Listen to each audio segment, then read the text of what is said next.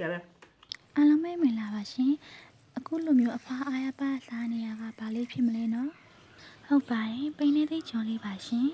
ပိန်းနေတဲ့ကြော်ပုံအတွက်ကြောင်းတစ်လုံးနဲ့ယူရမယ်တစ်ထုပ်ကိုသုံးထားပါတယ်ရှင်းမထင်သေးဘဲနဲ့ကြောက်ဦးယူရမယ်နဲ့စားနေငယ်ဝဲထည့်ပြီးတော့အရင်မှွေပါမယ်ရှင်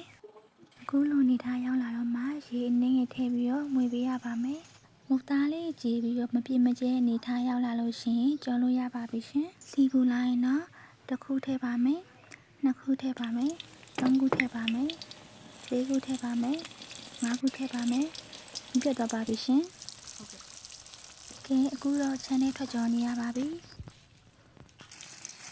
ဟိန်းနေသေးကြော်ရင်လည်းသူများချမ်းအားကျဖို့သူ့ကိုလည်းမျက်စောင်းထိုးနေပါသေးတယ်ခုလိုမျိုးရွှေဝါရောက်တန်းလာရင်ဆဲပြီးတော့သုံးဆောင်လို့ရပါပြီရှင်။ဘာတော့အရန်ကိုမှကြိတ်တော့ပါပဲရှင် ကောင်းတာရလဲ ။အစုံလေးကြည့်ပေးကြတဲ့အတွက်ကျေးဇူးအများကြီးတင်ပါတယ်ရှင်။